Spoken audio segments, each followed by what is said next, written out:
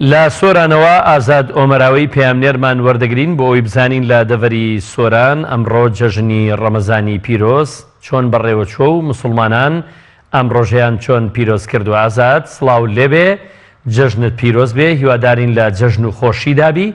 دەمانەوێ سیمای جەژنمان لەمڕۆدا لە دەڤەری سۆران بۆ بگوازیەوە.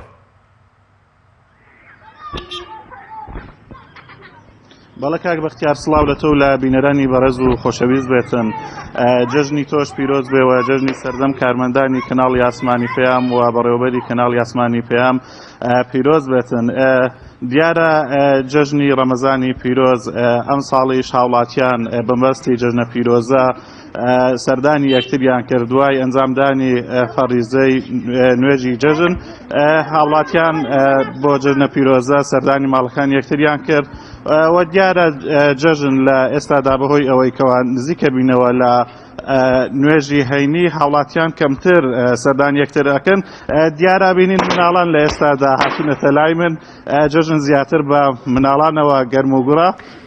ئەوان پێمان خۆش ئەگەر بکرێ لەو منداڵانە پرسیاریان لێ بکەی، قسەیان لەگەڵ بکەی.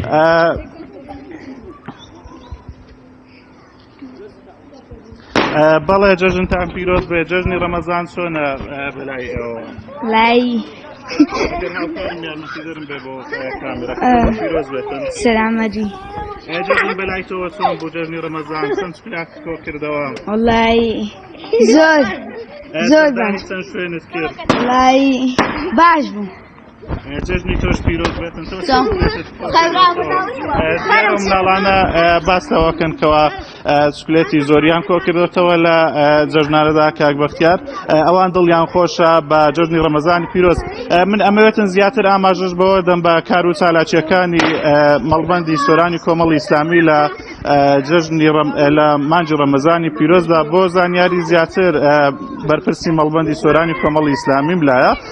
ئەو وەرەگرم ماوەستاگەر بیتە ئێرانە جەژنت پیرۆز بێتن، ئەگەر زیاتر تشک بخەیتە سەر ئەو کارە خێرخوازیانەی کەوا ئێوە لە مانجی ڕەمەزانی پیرۆزدا ئەنجام خانداون. بەناوی خۆی بەخشەندەی میهرەبان، لە سەرەتا منیش لە ناخی دڵمەوە جژنانی خۆم ئاڕاستەی سەرجەم مسلمانانی جیهان دەکەم و بەتایبەتیش مسلمانانی هەرێمی کوردستان. خی گەورەم جژنە بکاتە مای تەبای و خۆشی و یەک ڕێزی میلەتەکەمان، وخی گەورە تاعات و عیباتی مانجی ڕەمەزانمان لێ قبول کات. بەڵێ دیارە خۆی لەو مانگەی مانجی ڕەمەزاندا کە مانگێک بوو تایبەت بوو بە لایەنە ڕوحانیەکان، ئێمە لەو مانگەدا چەندین ساڵاشی گرنگمان ئەنجامدا لە مانجی ڕەمەزانی پیرۆز.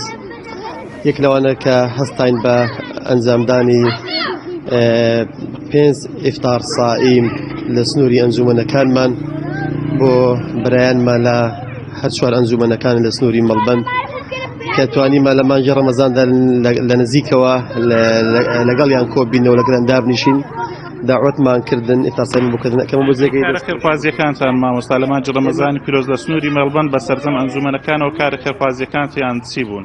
بێشێک لەخانەی کە دیار بوو بەرنامەی بەخشی من لێرەوە سوپاسیان دەکەم، دەستیان خۆش بکە. دابەشکردنی سەبەتەی خۆراک بوو کە ئەمە جێگەی زۆر جێگەی دەستخۆشی بوو، جێگەی دڵخۆشی بوو لەیان خەڵکانەوە. ئەمە کارێکی زۆر گرنگ بوو. من سوپاسیان دەکەم، هیوادارم کە زیاتری بکەن. ڕێەوە کۆکردنەوەی کۆمەکێکی زۆر بۆ خەڵکانی کەم دەرامەت ئەوانی پێویست لە سنووری مەڵبەند. و یەکیشتر لە کارەکانمان لە مانجی ڕەمەزان بریتی بوو لە بەسەرکردنەوەی دۆڵی ڕوس. دیارە لەوێن دەرلافاوێک کاتبوو کە خەڵکانێکی زۆر لی زەرمەند بوون لەم لافاوە. ئێمە وەکو تیمی مەڵبەند بە ئامادەبوونی سەرۆکی فراکسیۆن هەستان چوین بە بەسەرکردنەوەی سنووری ناحیەی سمیلان. دواتیش لە ڕۆشین بۆ قەزای چۆمان و ناحیەی حاجۆمەران لە نزیکەوە مەتەکردنەوە گوێشمان لێگرتن و پێشمان گوتن کە راپۆرتێک ئامادە بکەن ئەوانەی کە زیانیان بەرکەوتووە بدەن بە پەرلەمانی کوردستان بتوانێت کە قەرەبووی لایانی مادیان بۆ بکەینەوە.